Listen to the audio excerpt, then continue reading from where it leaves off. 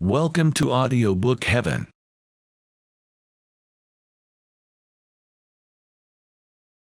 The Republic by Plato. Persons of the dialogue: Socrates, who is the narrator; Glaucon, Adeimantus, Polemarchus, Cephalus, Thrasymachus, and Cleitophon, and others who are mute auditors. The scene is laid in the house of Cephalus at the Piraeus, and the whole dialogue is narrated by Socrates, the day after it actually took place, to Timaeus, Hermocrates, Critias, and a nameless person, who are introduced in the Timaeus. Book I. I went down yesterday to the Piraeus with Glaucon, the son of Ariston, that I might offer up my prayers to the goddess, and also because I wanted to see in what manner they would celebrate the festival, which was a new thing. I was delighted with the procession of the inhabitants, but that of the Thracians was equally, if not more, beautiful. When we had finished our prayers and viewed the spectacle, we turned in the direction of the city, and at that instant Polemarchus, the son of Cephalus, chanced to catch sight of us from a distance as we were starting on our way home, and told his servant to run and bid us wait for him. The servant took hold of me by the cloak behind, and said, "Polemarchus desires you to wait." I turned round and asked him where his master was. "There he is," said the youth, "coming after you, if you will only wait." "Certainly we will," said Glaucon, and in a few minutes Polemarchus appeared, and with him Adeimantus, Glaucon's brother, Niceratus the son of Nicias, and several others who had been at the procession. Polemarchus said to me, "I perceive, Socrates, that you and your companion are already on your way to the city." "You are not far wrong," I said. "But do you see," he rejoined, "how many we are?" "Of course."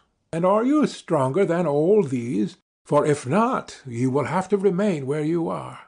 "May there not be an alternative," I said, "that we may persuade you to let us go?"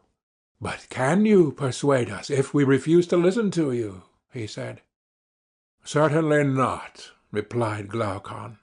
"Then we are not going to listen, of that you may be assured."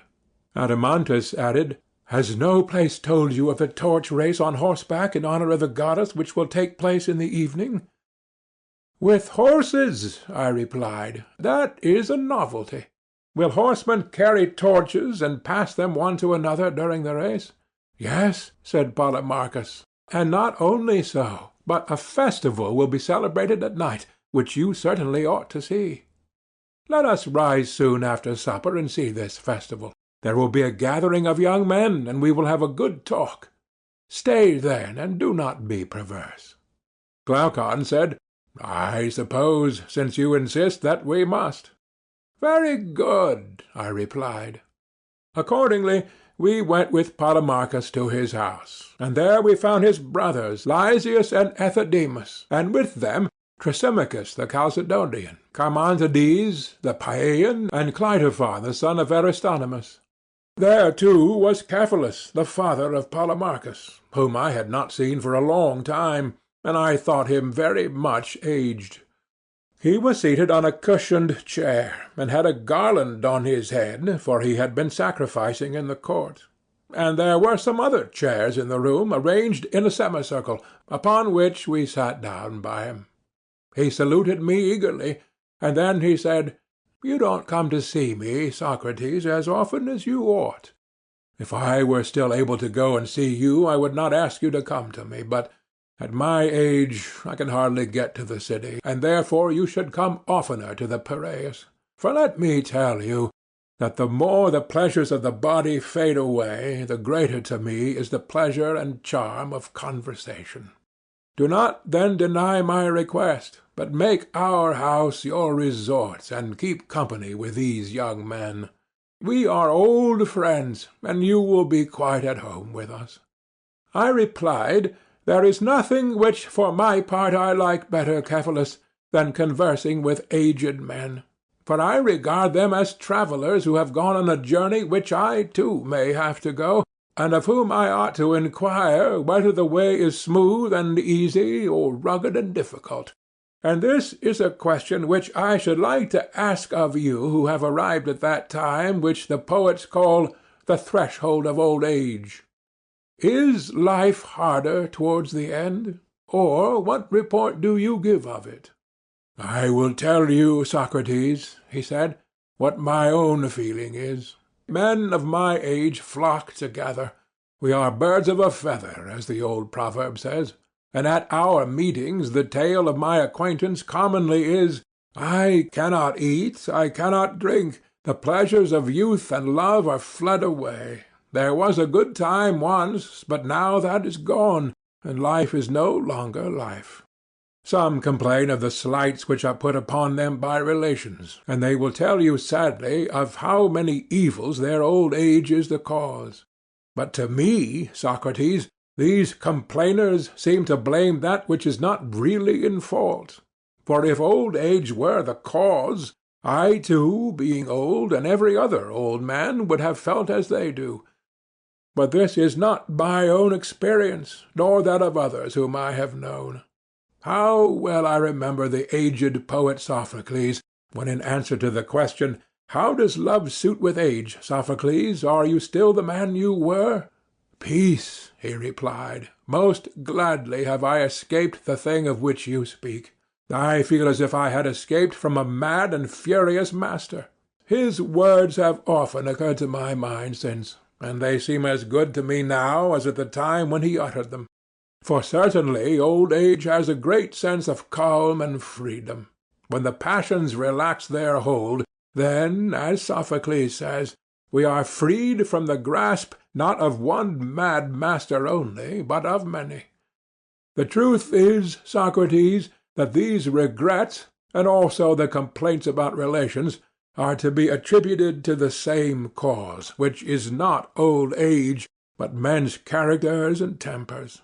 For he who is of a calm and happy nature will hardly feel the pressure of age. But to him who is of an opposite disposition, youth and age are equally a burden. I listened in admiration, and wanting to draw him out that he might go on, "Yes, Cephalus," I said, "but I rather suspect that people in general are not convinced by you when you speak thus. They think that old age sits lightly upon you, not because of your happy disposition, but because you are rich, and wealth is well known to be a great comforter." "You are right," he replied. "They are not convinced, and there is something in what they say, not, however, so much as they imagine. I might answer them as Themistocles answered the Seriphian who was abusing him, and saying that he was famous not for his own merits, but because he was an Athenian. If you had been a native of my country, or I of yours, neither of us would have been famous. And to those who are not rich and are impatient of old age, the same reply may be made. For to the good poor man old age cannot be a light burden, nor can a bad rich man ever have peace with himself. May I ask, Cephalus, whether your fortune was for the most part inherited or acquired by you?" "Acquired, Socrates." "Do you want to know how much I acquired? In the art of making money I have been midway between my father and grandfather, for my grandfather, whose name I bear, doubled and trebled the value of his patrimony, that which he inherited being much what I possess now. But my father, Lysanias, reduced the property below what it is at present, and I shall be satisfied if I leave to these my sons not less, but a little more than I received." "That was why I asked you the question," I replied, "because I see that you are indifferent about money, which is a characteristic rather of those who have inherited their fortunes than of those who have acquired them. The makers of fortunes have a second love of money as a creation of their own, resembling the affection of authors for their own poems, or of parents for their children, besides that natural love of it, for the sake of use and profit which is common to them and all men. And hence they are very bad company, for they can talk about nothing but the praises of wealth." "That is true," he said. "Yes, that is very true. But may I ask you another question? What do you consider to be the greatest blessing which you have reaped from your wealth?" "One," he said, of which I could not expect easily to convince others. For let me tell you, Socrates, that when a man thinks himself to be near death, fears and cares enter into his mind which he never had before. The tales of a world below, and the punishment which is exacted there of deeds done here, were once a laughing matter to him.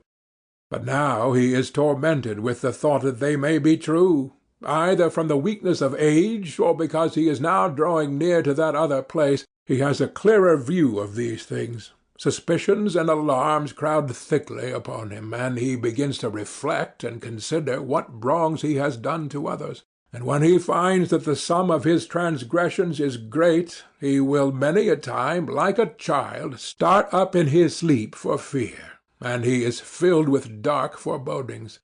But to him who is conscious of no sin, sweet hope, as Pindar charmingly says, is the kind nurse of his age.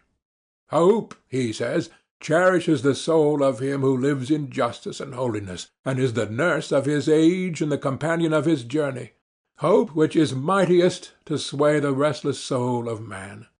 How admirable are his words! And the great blessing of riches, I do not say to every man, but to a good man, is that he has had no occasion to deceive or to defraud others, either intentionally or unintentionally. And when he departs to the world below, he is not in any apprehension about offerings due to the gods or debts which he owes to men. Now, to this peace of mind the possession of wealth greatly contributes, and therefore I say that, setting one thing against another, of the many advantages which wealth has to give, to a man of sense this is, in my opinion, the greatest. Well said, Cephalus, I replied. But as concerning justice, what is it? To speak the truth and to pay your debts, no more than this? And even to this are there not exceptions? Suppose that a friend, when in his right mind, has deposited alms with me, and he asks for them when he is not in his right mind. Ought I to give them back to him? No one would say that I ought, or that I should be right in doing so, any more than they would say that I ought always to speak the truth to one who is in his condition. You are quite right, he replied. But then, I said, speaking the truth and paying your debts is not a correct definition of justice. Quite correct, Socrates, if Simonides is to be believed, said Polemarchus, interposing. I fear, said Cephalus, that I must go now, for I have to look after the sacrifices, and I hand over the argument to Polemarchus and the company. Is not Polemarchus your heir? I said. To be sure, he answered, and went away, laughing to the sacrifices. Tell me, then, O thou heir of the argument, what did Simonides say, and according to you truly say, about justice?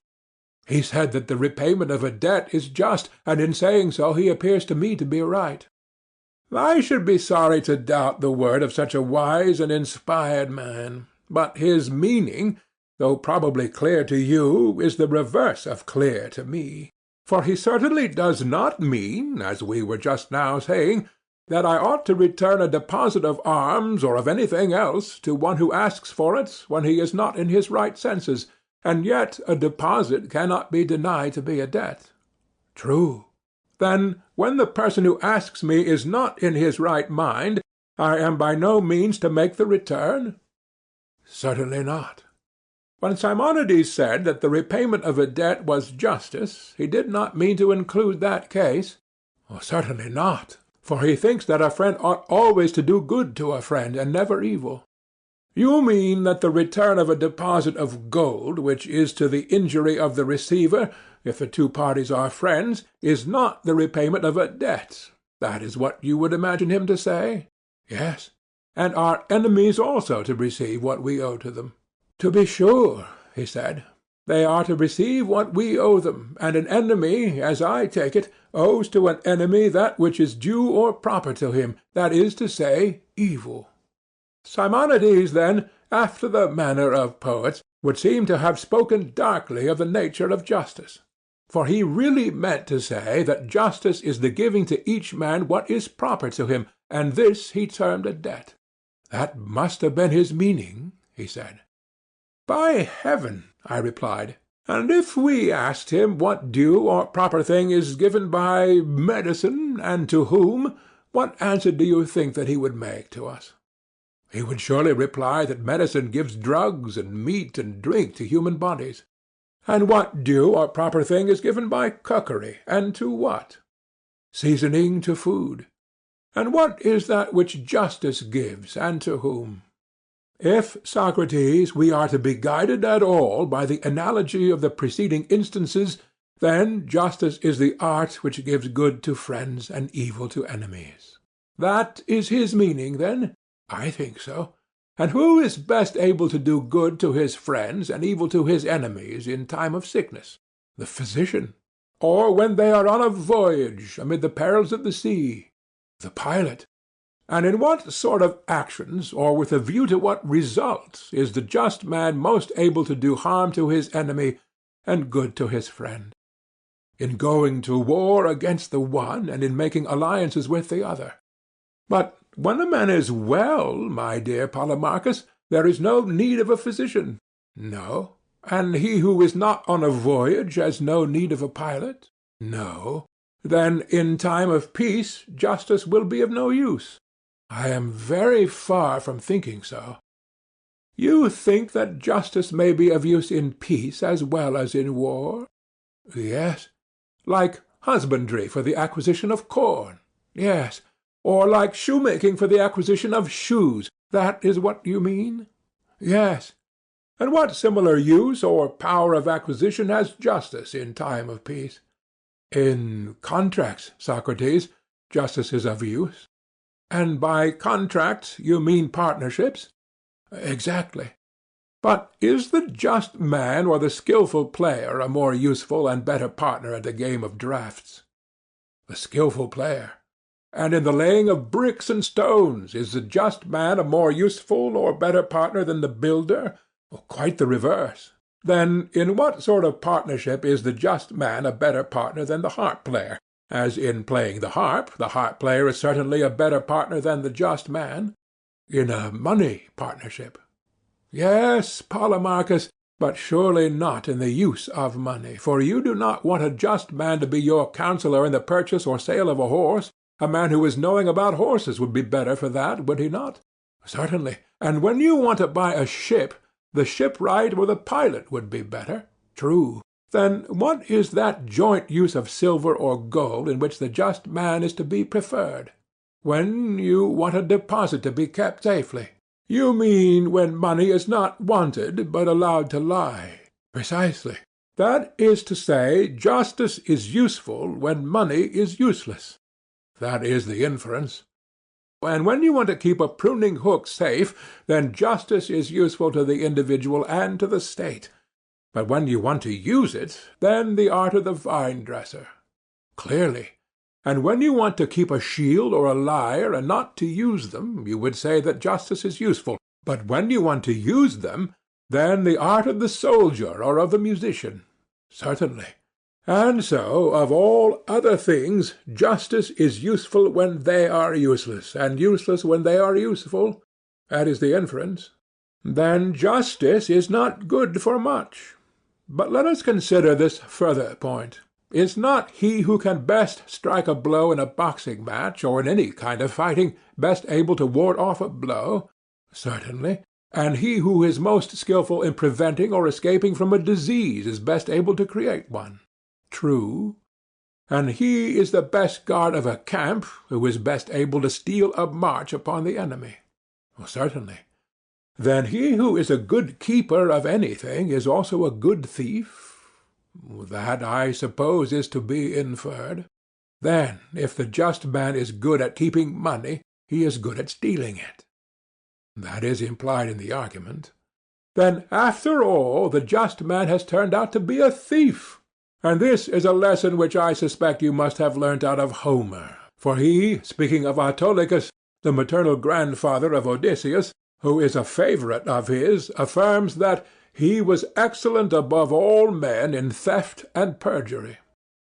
And so, You and Homer and Simonides are agreed that justice is an art of theft, to be practised, however, for the good of friends and for the harm of enemies. That was what you were saying? No, certainly not that, though I do not know now what I did say, but I still stand by the latter words. Well, there is another question. By friends and enemies, do we mean those who are so really, or only in seeming? Surely, he said, a man may be expected to love those whom he thinks good, and to hate those whom he thinks evil. Yes, but do not persons often err about good and evil? Many who are not good seem to be so, and conversely. That is true. Then to them the good will be enemies, and the evil will be their friends? True, and in that case they will be right in doing good to the evil and evil to the good? Clearly, but the good are just, and would not do an injustice. True. Then according to your argument, it is just to injure those who do no wrong. Nay, Socrates, the doctrine is immoral. Then I suppose that we ought to do good to the just and harm to the unjust. I like that better. But see the consequence. Many a man who is ignorant of human nature has friends who are bad friends, and in that case he ought to do harm to them, and he has good enemies whom he ought to benefit. But if so, we shall be saying the very opposite of that which we affirmed to be the meaning of Simonides. Very true, he said, and I think that we had better correct an error into which we seem to have fallen in the use of the words friend and enemy. What was the error, Polemarchus? I asked. We assumed that he is a friend who seems to be, or who is thought, good. And how is the error to be corrected? We should rather say that he is a friend who is as well as seems good, and that he who seems only, and is not good, only seems to be and is not a friend, and of an enemy the same may be said. You would argue that the good are our friends and the bad our enemies? Yes.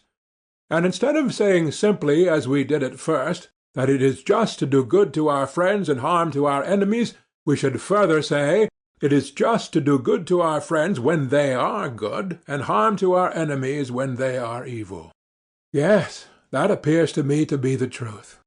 But ought the just to injure any one at all? Undoubtedly he ought to injure those who are both wicked and his enemies. When horses are injured, are they improved or deteriorated? The latter.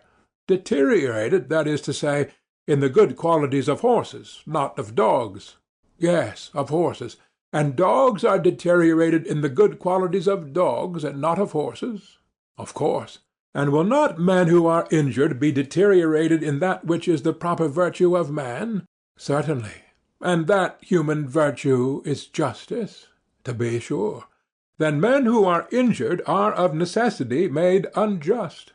That is the result. But can the musician by his art make men unmusical? Certainly not. Or the horseman by his art make them bad horsemen? Impossible. And can the just by justice make men unjust? Or, speaking generally, can the good by virtue make them bad? Assuredly not. Any more than heat can produce cold, it cannot, or drought moisture. Clearly not. Nor can the good harm any one. Impossible. And the just is the good? Certainly. Then to injure a friend or any one else is not the act of a just man, but of the opposite, who is the unjust. I think that what you say is quite true, Socrates. Then if a man says that justice consists in the repayment of debts, and that good is the debt which a just man owes to his friends, and evil the debt which he owes to his enemies, to say this is not wise. For it is not true, if, as has been clearly shown, the injuring of another can be in no case just. I agree with you, said Polemarchus. Then you and I are prepared to take up arms against any one who attributes such a saying to Simonides or Bias or Pittacus, or any other wise man or seer. I am quite ready to do battle at your side, he said. Shall I tell you whose I believe the saying to be? Whose?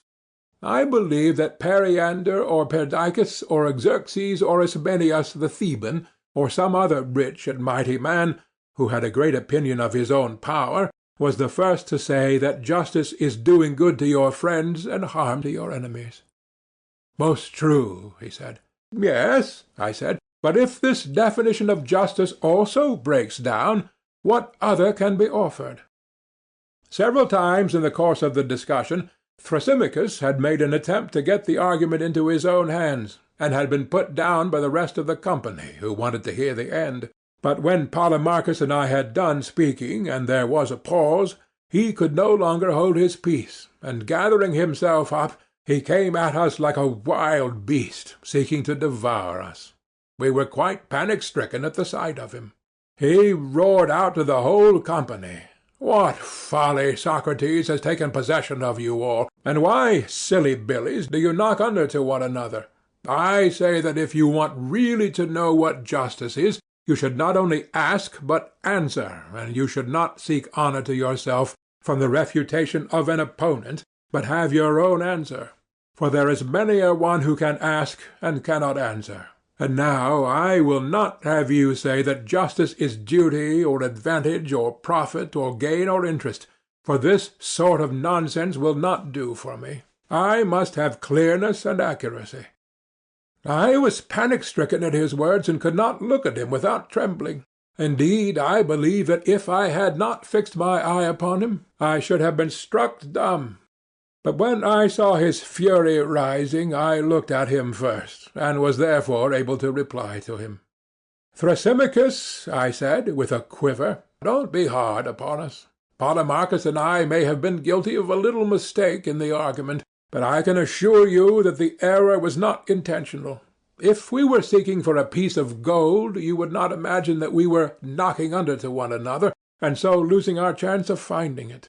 And why, when we are seeking for justice, a thing more precious than many pieces of gold, do you say that we are weakly yielding to one another, and not doing our utmost to get at the truth? Nay, my good friend, we are most willing and anxious to do so, but the fact is that we cannot. And if so, you people who know all things should pity us, and not be angry with us." "How characteristic of Socrates!" he replied, with a bitter laugh. "That's your ironical style. Did I not foresee, have I not already told you, that whatever he was asked he would refuse to answer, and try irony or any other shuffle, in order that he might avoid answering? "You are a philosopher, Thrasymachus," I replied, "and well know that if you ask a person what numbers make up 12, taking care to prohibit him whom you ask from answering twice 6, or 3 times 4, or 6 times 2, or 4 times 3, for this sort of nonsense will not do for me, then obviously, if that is your way of putting the question, no one can answer you. But suppose that he were to retort, 'Thrasymachus, what do you mean? If one of these numbers which you interdict be the true answer to the question, am I falsely to say some other number which is not the right one? Is that your meaning?' How would you answer him?" "Just as if the two cases were at all alike," he said. "But why should they not be?" I replied. "And even if they are not, but only appear to be so to the person who is asked, ought he not to say what he thinks, whether you and I forbid him or not?" "I presume, then, that you are going to make one of the interdicted answers." "I dare say that I may, notwithstanding the danger, if upon reflection I approve of any of them. But what if I give you an answer about justice other and better," he said, "than any of these? What do you deserve to have done to you?" "Done to me? As becomes the ignorant, I must learn from the wise. That is what I deserve to have done to me." "What, and no payment? A pleasant notion." "I will pay when I have the money," I replied. "But you have, Socrates," said Glaucon, "and you, Thrasymachus, need to be under no anxiety about money, for we will all make a contribution for Socrates." "Yes," he replied, "and then Socrates will do as he always does, refuse to answer himself, but take and pull to pieces the answer of some one else." "Why, my good friend," I said, "how can any one answer who knows and says that he knows just nothing? and who, even if he has some faint notions of his own, is told by a man of authority not to utter them. The natural thing is that the speaker should be someone like yourself, who professes to know and can tell what he knows. Will you then kindly answer, for the edification of the company and of myself?" Glaucon and the rest of the company joined in my request, and Thrasymachus, as any one might see, was in reality eager to speak, for he thought that he had an excellent answer and would distinguish himself. But at first he affected to insist on my answering. At length he consented to begin.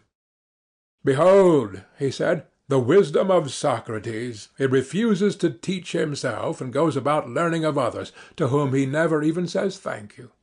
"That I learn of others," I replied, "is quite true, but that I am ungrateful I wholly deny.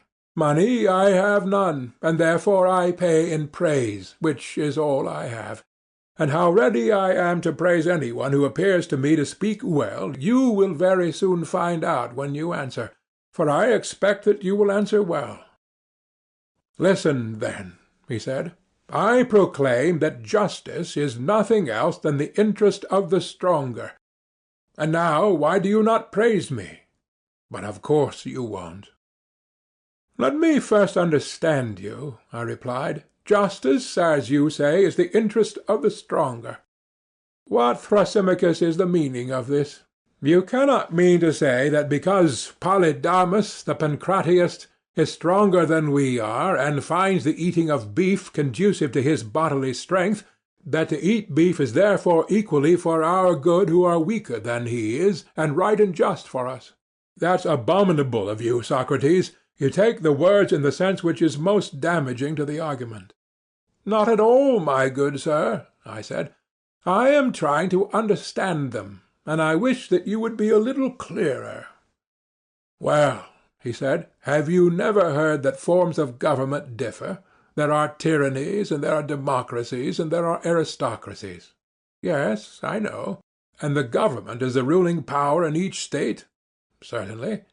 "And the different forms of government make laws, democratical, aristocratical, tyrannical, with a view to their several interests, and these laws, which are made by them for their own interests, are the justice which they deliver to their subjects, and him who transgresses them they punish as a breaker of the law and unjust. And that is what I mean when I say that in all states there is the same principle of justice, which is the interest of the government, and as the government must be supposed to have power, the only reasonable conclusion is that everywhere there is one principle of justice, which is the interest of the stronger." "Now I understand you," I said, "and whether you are right or not I will try to discover. But let me remark that in defining justice you have yourself used the word interest, which you forbade me to use. It is true, however, that in your definition the words of the stronger are added." "A small addition, you must allow," he said. "Great or small, never mind about that. We must first enquire whether what you are saying is the truth. Now, we are both agreed that justice is interest of some sort, but you go on to say 'of the stronger.' About this addition I am not so sure, and must therefore consider further." "Proceed." "I will. And first tell me, do you admit that it is just for subjects to obey their rulers?" "I do." "But are the rulers of states absolutely infallible, or are they sometimes liable to err?" "To be sure," he replied, "they are likely to err." "Then, in making their laws, they may sometimes make them rightly and sometimes not?" "True." "When they make them rightly, they make them agreeable to their interest. When they are mistaken, contrary to their interest. You admit that?" "Yes." "And the laws which they make must be obeyed by their subjects, and that is what you call justice?" "Doubtless." "Then justice, according to your argument, is not only obedience to the interest of the stronger, but the reverse." "What is that you are saying?" he asked. "I am only repeating what you are saying, I believe. But let us consider. Have we not admitted that the rulers may be mistaken about their own interest in what they command, and also that to obey them is justice? Has not that been admitted? Yes.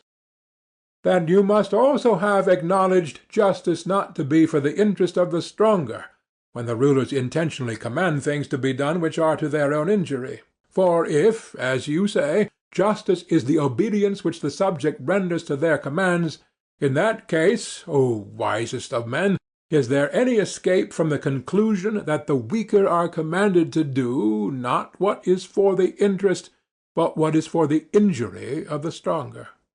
Nothing can be clearer, Socrates, said Polemarchus.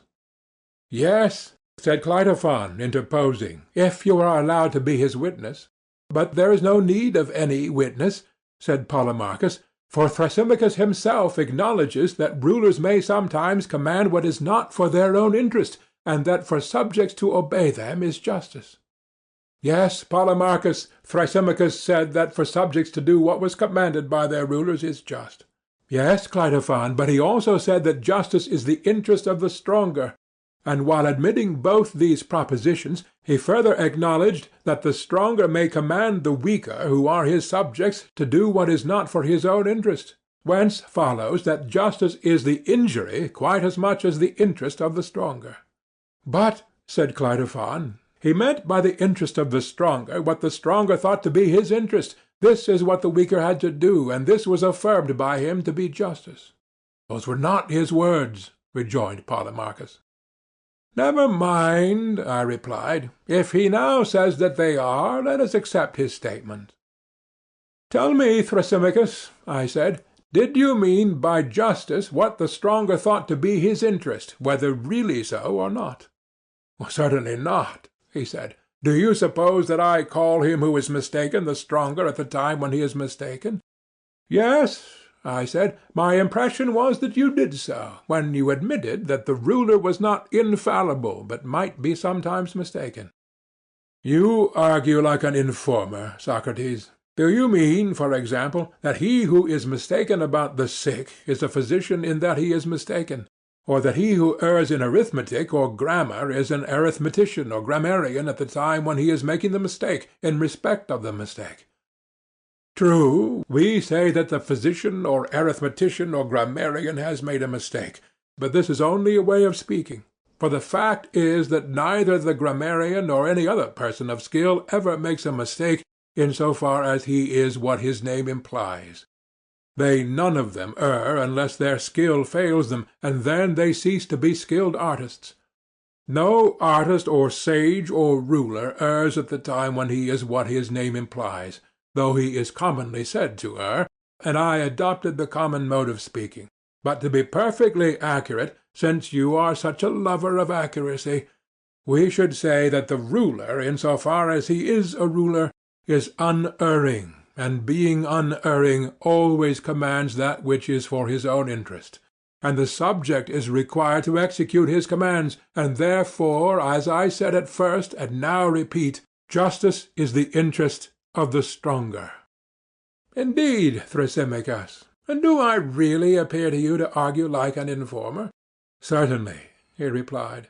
And do you suppose that I ask these questions with any design of injuring you in the argument?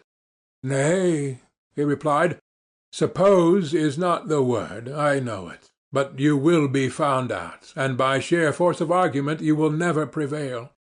I shall not make the attempt, my dear man. But to avoid any misunderstanding occurring between us in future, let me ask, in what sense do you speak of a ruler or stronger, whose interest, as you were saying, he being the superior, it is just that the inferior should execute? Is he a ruler in the popular or in the strict sense of the term? In the strictest of all senses, he said. And now cheat and play the informer if you can. I ask no quarter at your hands. But you never will be able, never. And do you imagine, I said, that I am such a madman as to try and cheat, Thrasymachus? I might as well shave a lion. Why, he said, you made the attempt a minute ago, and you failed. Enough, I said, of these civilities. It would be better that I should ask you a question. Is the physician, taken in that strict sense of which you were speaking, a healer of the sick, or a maker of money? And remember that I am now speaking of the true physician. A healer of the sick, he replied. And the pilot, that is to say, the true pilot, is he a captain of sailors or a mere sailor? A captain of sailors. The circumstance that he sails in the ship is not to be taken into account, neither is he to be called a sailor. The name pilot by which he is distinguished has nothing to do with sailing, but is significant of his skill and of his authority over the sailors. Very true, he said. Now, I said, every art has an interest. Certainly. For which the art has to consider and provide? Yes, that is the aim of art. And the interest of any art is the perfection of it, this and nothing else. What do you mean? I mean what I may illustrate negatively by the example of the body. Suppose you were to ask me whether the body is self-sufficing or has wants. I should reply, certainly the body has wants, for the body may be ill and require to be cured, and has therefore interests to which the art of medicine ministers, and this is the origin and intention of medicine, as you will acknowledge. Am I right? Quite right, he replied. But is the art of medicine, or any other art, faulty or deficient in any quality, in the same way that the eye may be deficient in sight, or the ear fail of hearing, and therefore requires another art to provide for the interests of seeing and hearing? Has art in itself, I say, any similar liability to fault or defect, and does every art require another supplementary art to provide for its interests, and that another and another without end? Or have the arts to look only after their own interests? Or have they no need either of themselves or of another? Having no faults or defects, they have no need to correct them, either by the exercise of their own art or of any other. They have only to consider the interest of their subject matter. For every art remains pure and faultless while remaining true, that is to say, while perfect and unimpaired. Take the words in your precise sense, and tell me whether I am not right. Yes, clearly. Then medicine does not consider the interest of medicine, but the interest of the body. True, he said. Nor does the art of horsemanship consider the interests of the art of horsemanship, but the interests of the horse. Neither do any other arts care for themselves, for they have no needs. They care only for that which is the subject of their art. True, he said. But surely, Thrasymachus, the arts are the superiors and rulers of their own subjects. To this he assented with a good deal of reluctance. Then, I said, no science or art considers or enjoins the interest of the stronger or superior, but only the interest of the subject and the weaker. He made an attempt to contest this proposition also, but finally acquiesced. Then, I continued, no physician, in so far as he is a physician, considers his own good in what he prescribes, but the good of his patient. For the true physician is also a ruler having the human body as a subject, and he is not a mere money-maker. That has been admitted. Yes. And the pilot likewise, in the strict sense of the term, is a ruler of sailors, and not a mere sailor. That has been admitted. And such a pilot and ruler will provide and prescribe for the interest of the sailor who is under him, and not for his own or the ruler's interest. He gave a reluctant yes. Then, I said, Thrasymachus, there is no one in any rule who, in so far as he is a ruler, considers or enjoins what is for his own interest, but always what is for the interest of his subject, or suitable to his art. To that he looks, and that alone he considers in everything which he says and does. End of Part 1. Book 1, Part 2, of the Republic, by Plato.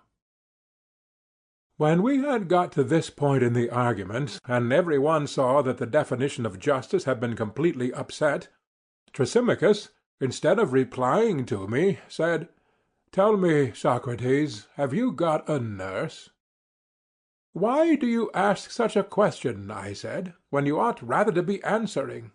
"Because she leaves you to snivel, and never wipes your nose.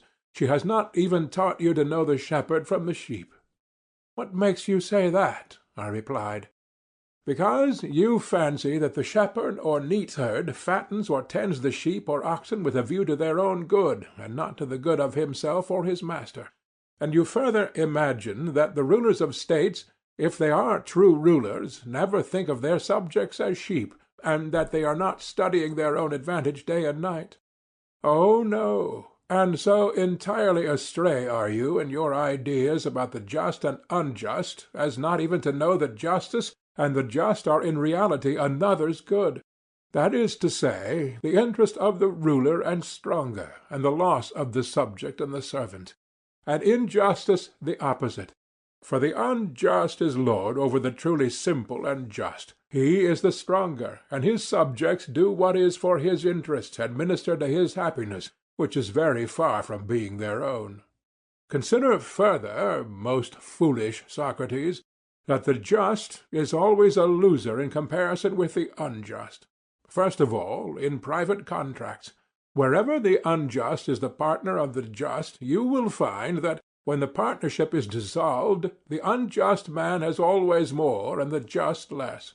Secondly, in their dealings with the state. When there is an income tax, the just man will pay more, and the unjust less on the same amount of income. And when there is anything to be received, the one gains nothing and the other much. Observe also what happens when they take an office. There is the just man neglecting his affairs and perhaps suffering other losses, and getting nothing out of the public, because he is just. Moreover, he is hated by his friends and acquaintances for refusing to serve them in unlawful ways. But all this is reversed in the case of the unjust man. I am speaking, as before, of injustice on a large scale, in which the advantage of the unjust is most apparent. And my meaning will be most clearly seen if we turn to that highest form of injustice in which the criminal is the happiest of men, and the sufferers or those who refuse to do injustice are the most miserable. That is to say, tyranny, which by fraud and force takes away the property of others, not little by little, but wholesale, comprehending in one things sacred as well as profane, private, and public. For which acts of wrong, if he were detected perpetrating any of them singly, he would be punished and incur great disgrace. They who do such wrong in particular cases are called robbers of temples, and man-stealers, and burglars, and swindlers, and thieves. But when a man, besides taking away the money of the citizens, has made slaves of them, then, instead of these names of reproach, he is termed happy and blessed, and not only by the citizens, but by all who hear of his having achieved the consummation of injustice. For mankind censure injustice, fearing that they may be the victims of it, and not because they shrink from committing it. And thus I have shown, Socrates, injustice, when on a sufficient scale, has more strength and freedom and mastery than justice. And, as I said at first, justice is the interest of the stronger, whereas injustice is a man's own profit and interest. Thrasymachus, when he had thus spoken, having like a bathman deluged our ears with his words, had a mind to go away. But the company would not let him. They insisted that he should remain and defend his position, and I myself added my own humble request that he would not leave us. "Thrasymachus," I said to him, "excellent man, how suggestive are your remarks! And are you going to run away before you have fairly taught and learned whether they are true or not? Is the attempt to determine the way of man's life so small a matter in your eyes, to determine how life may be passed by each one of us to the greatest advantage?" "And do I differ from you," he said, "as to the importance of the inquiry?" "You appear rather," I replied, "to have no care or thought about us, Thrasymachus. Whether we live better or worse from not knowing what you say you know is to you a matter of indifference. Pray thee, friend, do not keep your knowledge to yourself. We are a large party, and any benefit which you confer upon us will be amply rewarded. For my own part, I openly declare that I am not convinced, and that I do not believe injustice to be more gainful than justice, even if uncontrolled and allowed to have free play. For granting that there may be an unjust man who is able to commit injustice either by fraud or force, still this does not convince me of the superior advantage of injustice, and there may be others who are in the same predicament as myself. Perhaps we may be wrong. If so, you in your wisdom should convince us that we are mistaken in preferring justice to injustice. And how am I to convince you, he said, if you are not already convinced by what I have just said? What more can I do for you? Would you have me put the proof bodily into your souls? Heaven forbid, I said. I would only ask you to be consistent, or, if you change, change openly, and let there be no deception. For I must remark, Thrasymachus, if you will recall what was previously said, that although you began by defining the true physician in an exact sense, you do not observe a like exactness when speaking of the shepherd. You thought that the shepherd, as a shepherd, tends the sheep not with a view to their own good, but more like a diner or banqueter with a view to the pleasures of the table, or, again, as a trader for sale in the market, and not as a shepherd. Yet surely the art of the shepherd is concerned only with the good of his subjects. He has only to provide the best for them, since the perfection of the art is already ensured whenever all the requirements of it are satisfied. And that was what I was saying just now about the ruler. I conceive that the art of the ruler, considered as ruler, whether in a state or in private life, can only regard the good of his flock or subjects, whereas you seem to think that the rulers in states, that is to say, the true rulers, like being in authority. Think? Nay, I am sure of it. Then why, in the case of lesser offices, do men never take them willingly without payment, unless under the idea that they govern for the advantage not of themselves but of others? Let me ask you a question. Are not the several arts different, by reason of their each having a separate function? And, my dear illustrious friend, do say what you think, that we may make a little progress. Yes, that is the difference, he replied. And each art gives us a particular good, and not merely a general one. Medicine, for example, gives us health, navigation, safety at sea, and so on. Yes, he said. And the art of payment has the special function of giving pay, but we do not confuse this with other arts, any more than the art of the pilot is to be confused with the art of medicine, because the health of the pilot may be improved by a sea voyage. You would not be inclined to say, would you, that navigation is the art of medicine, at least if we are to adopt your exact use of language? Certainly not. Or, because a man is in good health when he receives pay, you would not say that the art of payment is medicine? I should not. Nor would you say that medicine is the art of receiving pay, because a man takes fees when he is engaged in healing? Certainly not. And we have admitted, I said, that the good of each art is specially confined to the art? Yes. Then, if there be any good which all artists have in common, that is to be attributed to something of which they all have the common use. True, he replied. And when the artist is benefited by receiving pay, the advantage is gained by an additional use of the art of pay, which is not the art professed by him. He gave a reluctant assent to this. Then the pay is not derived by the several artists from their respective arts. But the truth is that while the art of medicine gives health, and the art of the builder builds a house, another art attends them, which is the art of pay. The various arts may be doing their own business and benefiting that over which they preside, but would the artist receive any benefit from his art unless he were paid as well? I suppose not. But does he therefore confer no benefit when he works for nothing?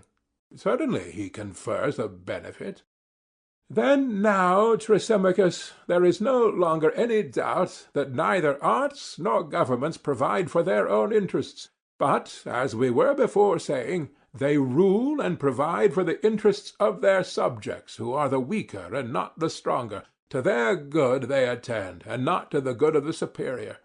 And this is the reason, my dear Thrasymachus, why, as I was just now saying, no one is willing to govern, because no one likes to take in hand the reformation of evils which are not his concern, without remuneration.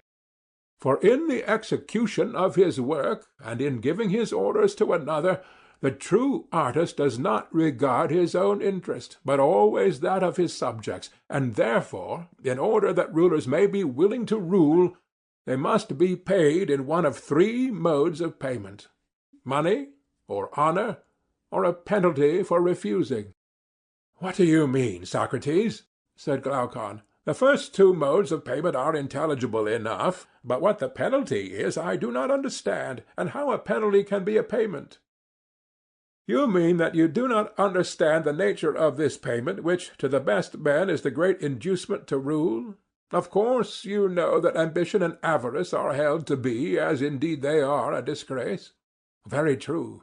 And for this reason, I said, money and honor have no attraction for them. Good men do not wish to be openly demanding payment for governing, and so to get the name of hirelings, nor by secretly helping themselves out of the public revenues to get the name of thieves. And not being ambitious, they do not care about honor. Wherefore necessity must be laid upon them, and they must be induced to serve from the fear of punishment. And this, as I imagine, is the reason why the forwardness to take office, instead of waiting to be compelled, has been deemed dishonorable. Now, the worst part of the punishment is that he who refuses to rule is liable to be ruled by one who is worse than himself. And the fear of this, as I conceive, induces the good to take office, not because they would, but because they cannot help, not under the idea that they are going to have any benefit or enjoyment themselves, but as a necessity, and because they are not to commit the task of ruling to any one who is better than themselves, or indeed as good. For there is reason to think that if a city were composed entirely of good men, then to avoid office would be as much an object of contention as to obtain office is at present.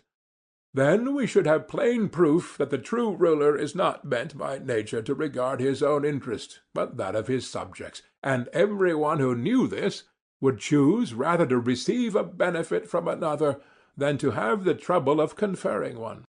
So far am I from agreeing with Thrasymachus that justice is the interest of the stronger. This latter question need not be further discussed at present. But when Thrasymachus says that the life of the unjust is more advantageous than that of the just, his new statement appears to me to be of a far more serious character. Which of us has spoken truly, and which sort of life, Glaucon, do you prefer? I, for my part, deem the life of the just to be the more advantageous, he answered. Do you hear all the advantages of the unjust which Thrasymachus was rehearsing? Yes, I heard him, he replied, but he has not convinced me. Then shall we try to find some way of convincing him, if we can, that he is saying what is not true? Most certainly, he replied. If, I said, he makes a set speech, and we make another recounting all the advantages of being just, and he answers, and we rejoin, there must be a numbering and measuring of the goods which are claimed on either side, and in the end we shall want judges to decide. But if we proceed in our inquiry as we lately did, by making admissions to one another, we shall unite the offices of judge and advocate in our own persons. Very good, he said. And which method do I understand you to prefer? I said. That which you propose. Well then, Thrasymachus, I said, suppose you begin at the beginning and answer me. You say that perfect injustice is more gainful than perfect justice. Yes, that is what I say, and I have given you my reasons. And what is your view about them? Would you call one of them virtue and the other vice? Certainly. I suppose that you would call justice virtue and injustice vice. What a charming notion! So likely, too, seeing that I affirm injustice to be profitable and justice not. What else, then, would you say? The opposite, he replied. And would you call justice vice? No, I would rather say sublime simplicity. Then would you call injustice malignity? No, I would rather say discretion. And do the unjust appear to you to be wise and good? Yes, he said. At any rate, those of them who are able to be perfectly unjust, and who have the power of subduing states and nations.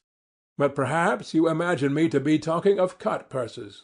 Even this profession, if undetected, has advantages, though they are not to be compared with those of which I was just now speaking.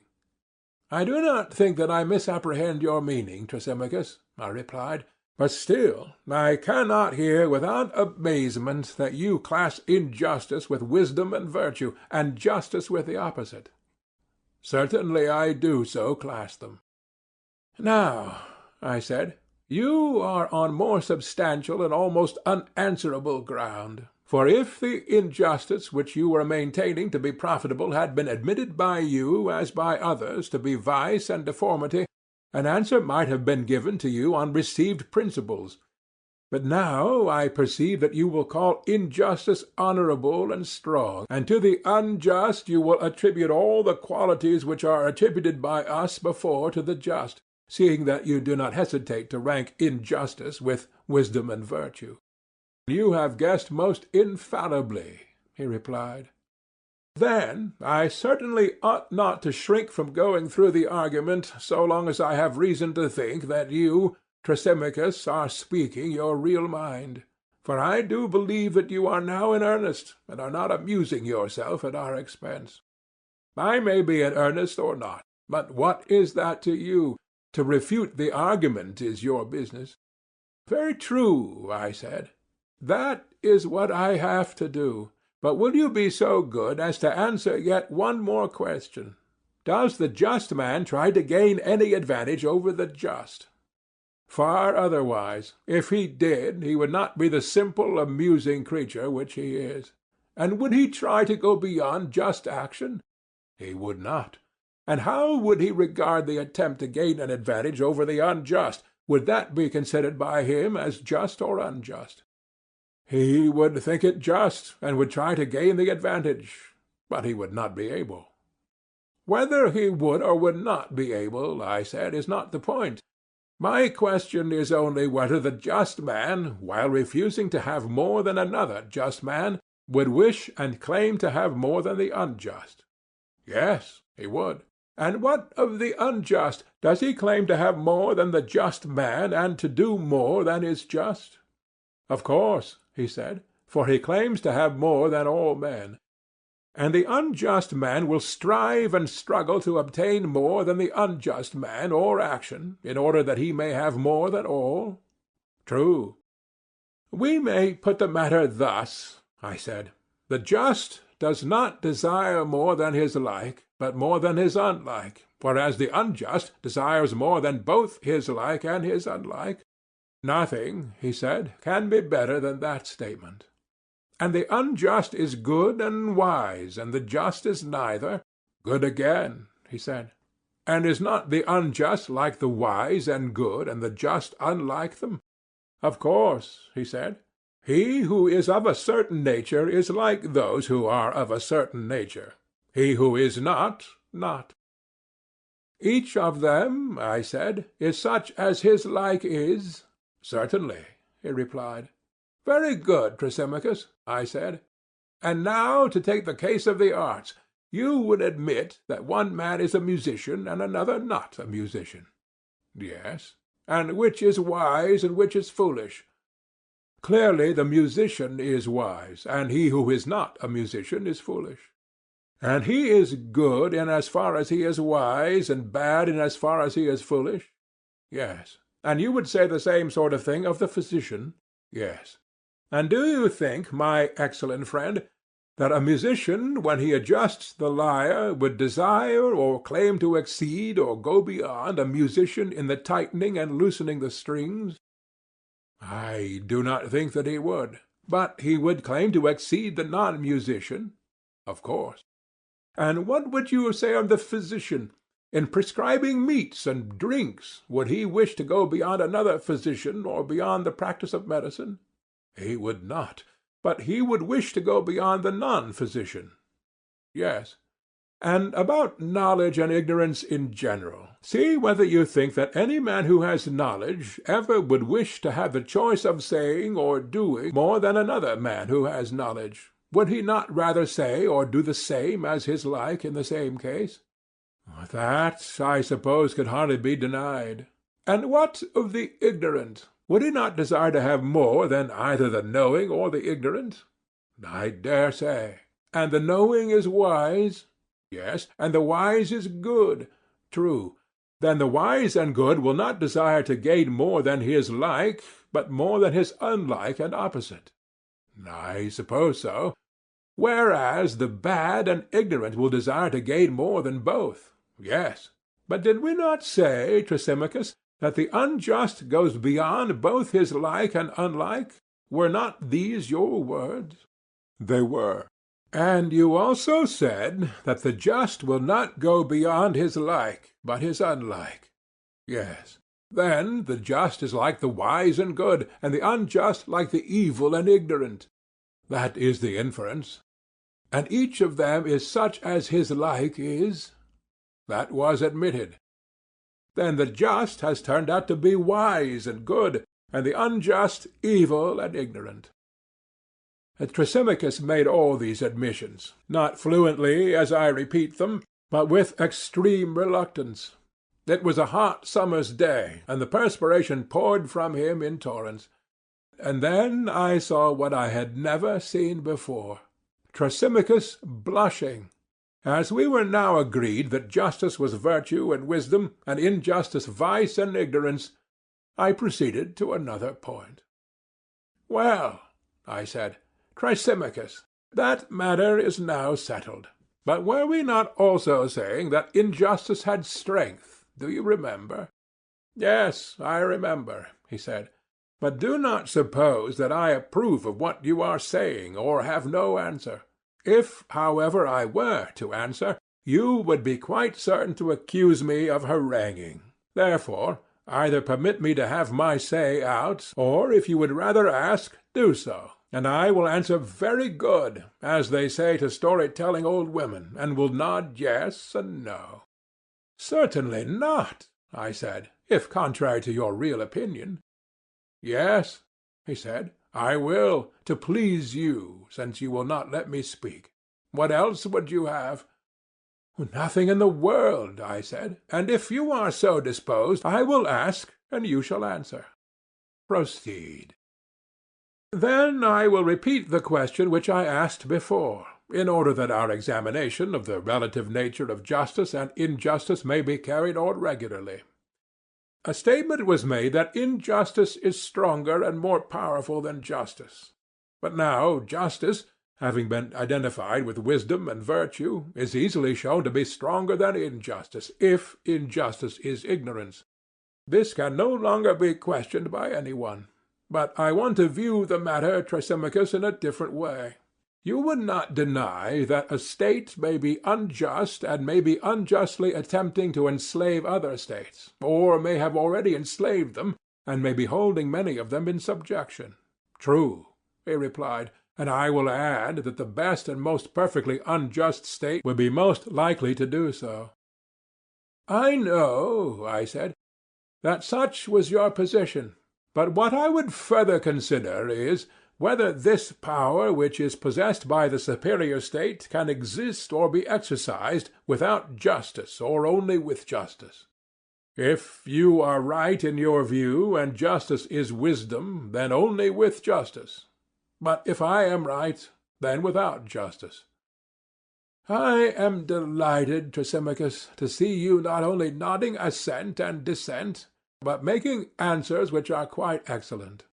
That is out of civility to you, he replied. You are very kind, I said, and would you have the goodness also to inform me whether you think that a state, or an army, or a band of robbers and thieves, or any other gang of ill-doers could act at all if they injured one another? No, indeed, he said, they could not. But if they abstain from injuring one another, then they might act together better. Yes. And this is because injustice creates divisions and hatreds and fighting, and justice imparts harmony and friendship. Is not that true, Thrasymachus? I agree, he said, because I do not wish to quarrel with you. How good of you, I said. But I should like to know also whether injustice, having this tendency to arouse hatred, wherever existing, among slaves or among freemen, will not make them hate one another and set them at variance and render them incapable of common action. Certainly. And even if injustice be found in two only, will they not quarrel and fight, and become enemies to one another and to the just? They will. And suppose injustice abiding in a single person, would your wisdom say that she loses or that she retains her natural power? Let us assume that she retains her power. Yet is not the power which injustice exercises of such a nature that wherever she takes up her abode, whether in a city, in an army, in a family, or in any other body, that body is, to begin with, rendered incapable of united action by reason of sedition and distraction, and does it not become its own enemy, and at variance with all that opposes it, and with the just? Is not this the case? Yes, certainly. And is not injustice equally fatal when existing in a single person? In the first place, rendering him incapable of action because he is not at unity with himself, and in the second place, making him an enemy to himself and the just. Is not that true, Thrasymachus? Yes. And, oh, my friend, I said, surely the gods are just? Granted that they are. But if so, the unjust will be the enemy of the gods, and the just will be their friend. Feast away in triumph, and take your fill of the argument. I will not oppose you, lest I should displease the company. Well, then, proceed with your answers, and let me have the remainder of my repast. For we have already shown that the just are clearly wiser and better and abler than the unjust, and that the unjust are incapable of common action. Nay, more, that to speak as we did of men who are evil acting at any time vigorously together is not strictly true, for if they had been perfectly evil, they would have laid hands upon one another. But it is evident that there must have been some remnant of justice in them, which enabled them to combine. If there had not been, they would have injured one another as well as their victims. They were but half villains in their enterprises, for had they been whole villains and utterly unjust, they would have been utterly incapable of action. That, as I believe, is the truth of the matter, and not what you said at first. But whether the just have a better and happier life than the unjust is a further question which we also propose to consider. I think that they have, and for the reasons which I have given. But still, I should like to examine further, for no light matter is at stake, nothing less than the rule of human life. Proceed. I will proceed by asking a question. Would you not say that a horse has some end? I should. And the end or use of a horse or of anything would be that which could not be accomplished, or not so well accomplished, by any other thing. I do not understand, he said. Let me explain. Can you see except with the eye? Certainly not. Or hear except with the ear? No. These, then, may be truly said to be the ends of these organs. They may. But you can cut off a vine branch with a dagger or with a chisel, and in many other ways. Of course. And yet not so well as with a pruning hook made for the purpose. True. May we not say that this is the end of a pruning hook? We may. Then now I think you will have no difficulty in understanding my meaning, when I asked the question whether the end of anything would be that which could not be accomplished, or not so well accomplished, by any other thing. I understand your meaning, he said, and assent. And that to which an end is appointed has also an excellence. Need I ask again whether the eye has an end? It has, and has not the eye an excellence? Yes. And the ear has an end and an excellence also? True. And the same is true of all other things. They have each of them an end and a special excellence. That is so. Well, and can the eyes fulfill their end if they are wanting in their own proper excellence and have a defect instead? How can they, he said, if they are blind and cannot see? You mean to say, if they have lost their proper excellence, which is sight. But I have not arrived at that point yet. I would rather ask the question more generally, and only inquire whether the things which fulfill their ends fulfill them by their own proper excellence, and fail of fulfilling them by their own defect. Certainly, he replied. I might say the same of the ears. When deprived of their own proper excellence, they cannot fulfill their end. True. And the same observation will apply to all other things? I agree. Well, and has not the soul an end which nothing else can fulfill? For example, to superintend and command and deliberate and the like. Are not these functions proper to the soul, and can they rightly be assigned to any other? To no other. And is not life to be reckoned among the ends of the soul? Assuredly, he said. And has not the soul an excellence also? Yes. And can she or can she not fulfill her own ends when deprived of that excellence? She cannot. Then an evil soul must necessarily be an evil ruler and superintendent, and the good soul a good ruler. Yes, necessarily. And we have admitted that justice is the excellence of the soul, and injustice the defect of the soul. That has been admitted.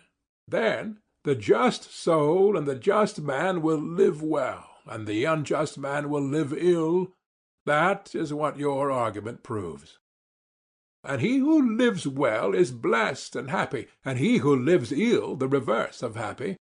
Certainly. Then the just is happy, and the unjust miserable? So be it. But happiness and not misery is profitable. Of course. Then, my blessed Thrasymachus, injustice can never be more profitable than justice. Let this, Socrates, he said, be your entertainment at the Bendidia. For which I am indebted to you, I said, now that you have grown gentle towards me and have left off scolding. Nevertheless, I have not been well entertained, but that was my own fault, not yours. As an epicure snatches a taste of every dish which is successively brought to table, he not having allowed himself time to enjoy the one before, so have I gone from one subject to another without having discovered what I sought at first, the nature of justice. I left that inquiry and turned away to consider whether justice is virtue and wisdom, or evil and folly, and when there arose a further question about the comparative advantages of justice and injustice, I could not refrain from passing on to that. And the result of the whole discussion has been that I know nothing at all. For I know not what justice is, and therefore I am not likely to know whether it is or is not a virtue, nor can I say whether the just man is happy or unhappy. End of Book 1.